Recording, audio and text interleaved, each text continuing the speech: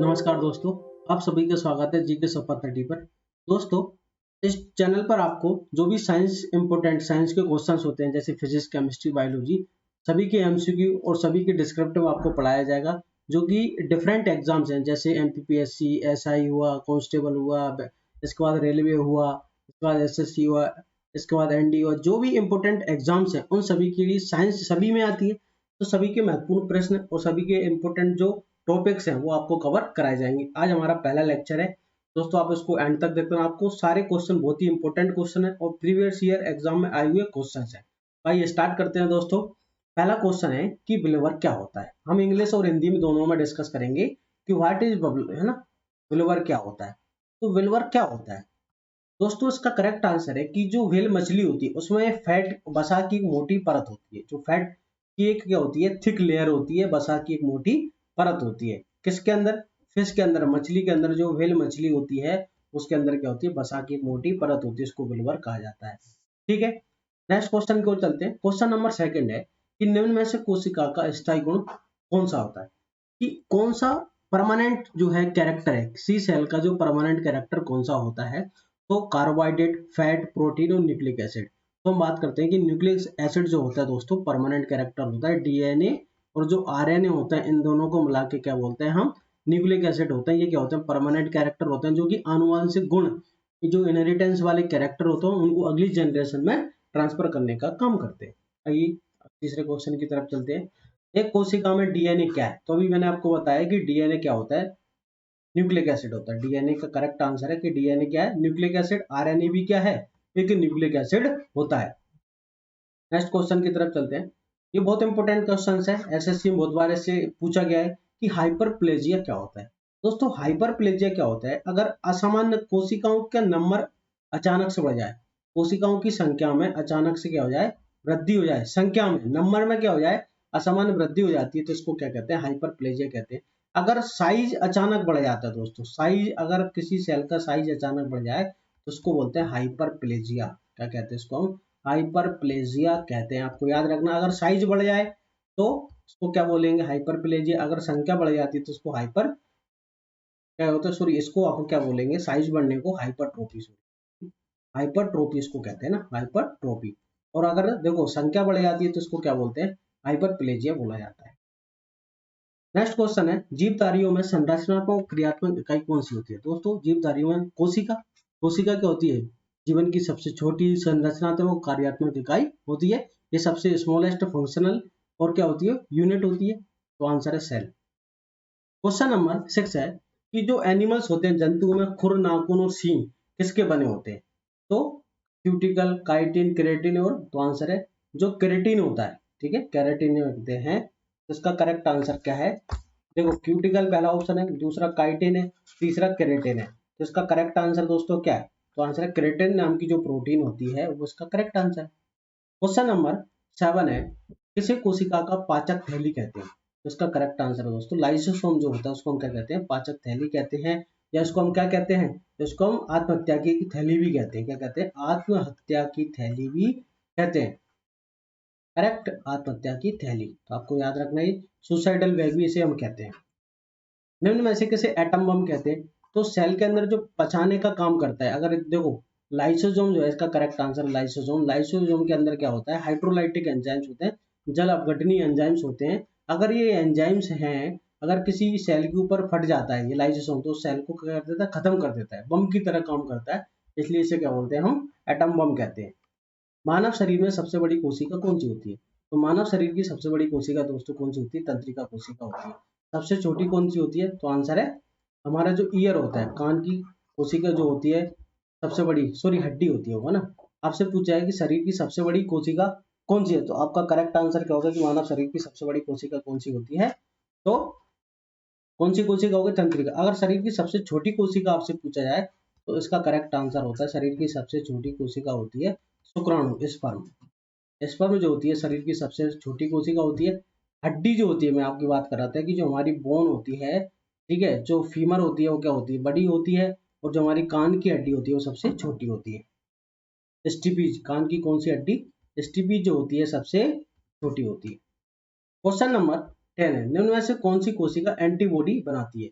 कौन सी सेल जो है एंटीबॉडी बनाती है, तो इसका करेक्ट आंसर है लिम्फोसाइट जो होती है, बी लिम्फोसाइट। कौन सी? बी लिम्फोसाइट जनरली क्या करती है, हमारी एंटीबॉडी बनाने का, प्रतिरक्षा तंत्र बनाने का काम करती है। यहाँ पर नेक्स्ट क्वेश्चन है कि कौन सी कोशिका एंटीबॉडी, अभी मैंने आपको बताया कि लिम्फोसाइट जो होती है ना, लिम्फोसाइट अगर आपसे पूछा जाए आरबीसी, ठीक है, न्यूट्रोफिल्स, लिम्फोसाइट, प्लेटलेट्स, तो यहाँ पर करेक्ट आंसर क्या होता है, लिम्फोसाइट ही हमारी एंटीबॉडी बनाने का काम करती है। हमारे शरीर में कौन सी कोशिका में सबसे कम पुनर्योजित शक्ति पाई जाती है, मतलब रीजनरेशन की कैपेसिटी सबसे कम होती है, तो इसका करेक्ट आंसर है मस्तिष्क कोशिका जो होती है उसमें सबसे कम क्या होती है, रीजनरेशन की कैपेसिटी होती है। जन्म के बाद मस्तिष्क कोशिका में कोशिका विभाजन नहीं होता है।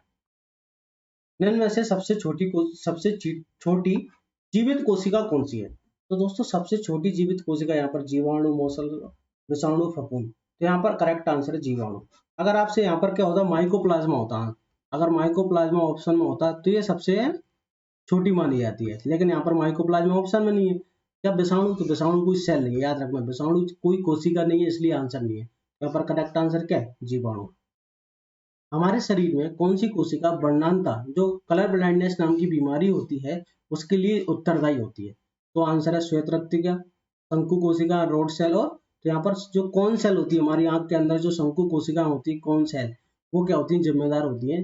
जिस व्यक्ति को कलर ब्लाइंडनेस होती है उसमें क्या होता है, जो लाल और हरा प्रकाश होता है, रेड एंड ग्रीन लाइट जो होती है, उसमें वो क्या नहीं कर पाता, विभेद पता नहीं कर पाता कि कौन सा हरा और कौन सा लाल रंग है। ठीक है। क्वेश्चन नंबर 15, वह कौन सी मूलभूत इकाई है जिसमें मानव के शरीर में अंगों का पुनः निर्माण होता है?